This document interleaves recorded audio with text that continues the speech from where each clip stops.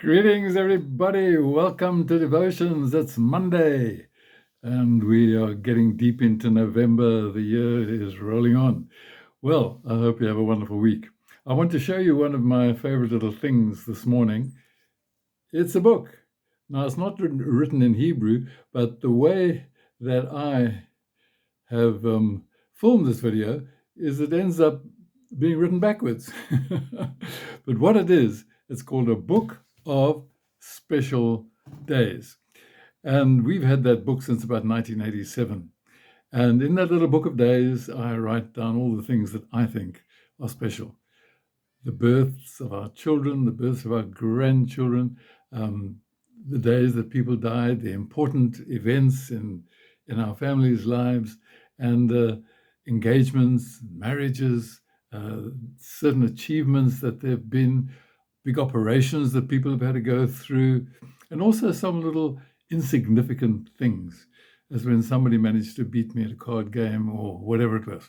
And we put those things down. And it's so good to be able to just flip through this book and see all the things that I've considered to be important enough to write into that little book. Because it's important to remember. Every time we come to a communion service, we use the words of Jesus, "Do this in remembrance of me." In the Old Testament, we see that people left markers to remind them of the wonderful things that God had done. For example, when Jacob had his wonderful dream of all the angels going up and down on the ladder and at Bethel, and he was sleeping on a rock. Well, when he woke up, he took that rock and he turned it so that it stood upright, and then he poured oil over it, he anointed the rock, and that was a place of remembrance, and Bethel became a place of worship.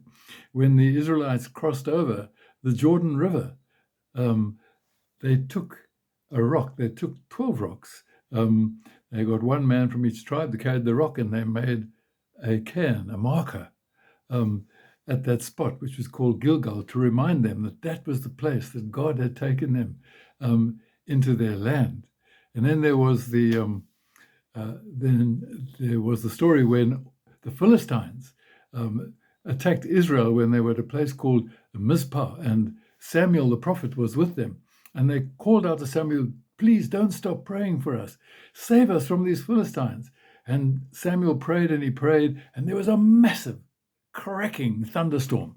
It frightened the Philistines, and they were thrown into a panic, and they ran away, and the Israelites ran after them, and they won that little battle. And when it was all over, Samuel put up a rock, and he called it Ebenezer.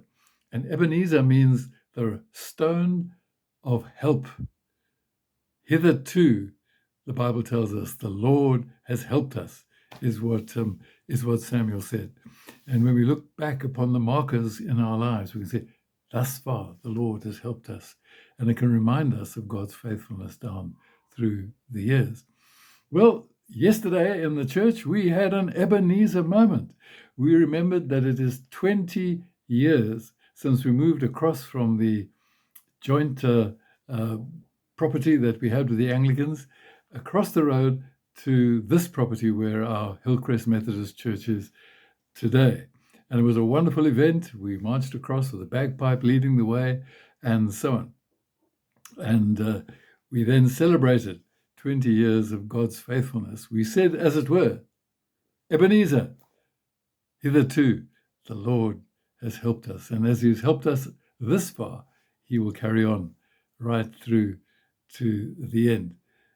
It's good to make a note of your Ebenezers, particularly when things are going tough, and to remember those moments which were challenging and perhaps difficult in your life.